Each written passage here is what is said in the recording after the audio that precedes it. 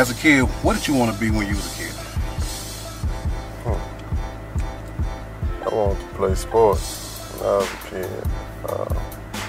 I fell in love with basketball as a kid because all my people, my background was football players. And I always did play football. I started off in South Park, and they was big on that. My uncles who raised me, that's what he promoted in the household. Big cowboy dude, Coach Ballard.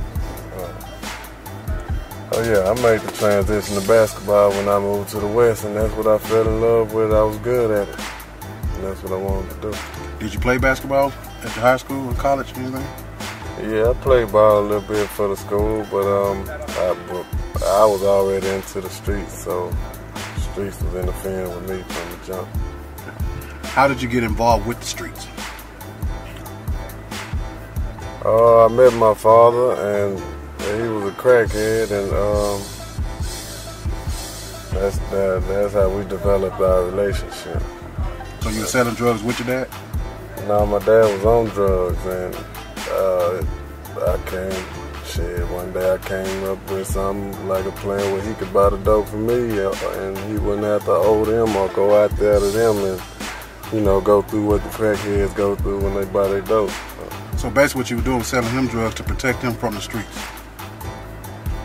At the time, I don't know. I was just getting involved how I could get involved, because outside of dope, talking to him, it wasn't nothing to talk about. There wasn't no conversation.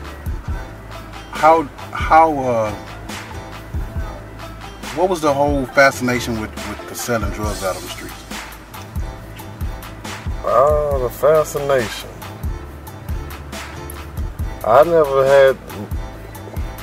Well, see, my mom, I never really got to the fascinating part of it, and that's probably what kept me at a certain point. The high I got off of it was really just the independence, because I was a kid, so I didn't need much. I'd get a whooping if I went in the house with too much money, or my mama found my money on some dope, she taking it. So that's how I stopped going home, and I ended up staying with my dad. I was staying here and staying there, and as long as I had my own, that was the rush to me. How old were you when you first started selling drugs? I was 13. Would you say that drugs were one of the main reasons that you didn't pursue your basketball career? Oh, I just never really believed. Maybe it was too easy. It was like nobody, but I just didn't believe it. I just never knew really what I had going on with that. Everybody around me that I kind of looked at or up to were in the streets, and the school part really just wasn't me. So I think that's the story. Are you involved in any gangs? Or involved in any gangs? Yeah, I don't think the gangs let you go away, so I don't know how. Yeah, I'm affiliated with the Bloods. Today I kind of don't, I'm a different dude sitting here today. I created my own gang, and it's for a righteous reason, so I ain't no follower of no one that'll get me into no trouble. So what was the drawing point of a gang? What made you want to join a gang? I kind of was like, it's just the neighborhood, it's the drugs, it's just the environment. It kind of come to you. You don't kind of go to it, it kind of recruits you. And after so long of being recruited, I guess one day, that's what I done. Have you ever did any time in a prison institution, jail institution? Yep, a bunch of them, from juvenile to an adult. I've been there. I've done time. Did the system help you in any kind of way, or did it just ate you up and spit you back out? I think it for me, because I think in the streets growing up, trying to find yourself and following people, you kind of be lost, and I think it helped me because I needed time to myself to sit down and figure out who am I and what I want to do. And that's what it did for me, because in jail, I would never kind of follow the crowd, so I was a big to me. I stayed to myself, you know, I'm a to me type person, so that's where I kind of found myself and found, you know, found out a lot of things about myself, that the drugs and ripping and running and no sleep and, yeah, wasn't allowed. What's the purpose of you using the drugs? I think I use drugs today, you know,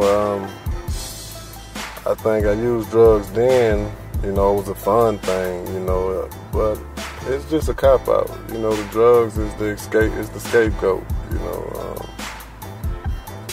It blocks out the harsh realities from time to time. Sometimes it don't no more, though. It's an addiction more than anything today. That's what I would say about anyone.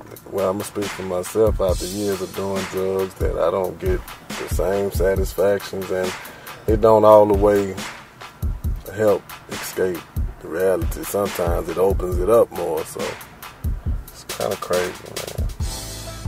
If you could do it all over again, what would you do? I'd shoot the ball. I play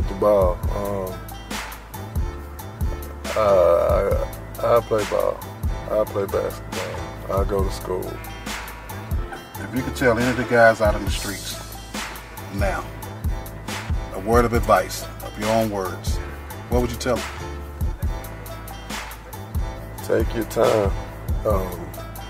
I think every young man that don't got a father or a big brother or something, even them, you know, you're 12, 13, 14, and you want to be 21 tomorrow, man, and you don't realize that when you turn 21, you can't be 13, 14 again, and that's what has us grown men out here, especially us black grown men, looking like little boys, because we ran right past our childhood to be an adult, and you want to run back now, you can't. And that's what it is.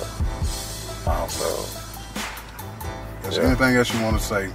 I encourage everyone to search themselves, to not let, you know, seek everything, because wisdom and knowledge comes from every and anything, but, you know, don't never forget about the man in the mirror, and you know, like, I watch this comedy all the time, back to back, is Cat Williams, and he always talking about your star player and talking about yourself, and, you know,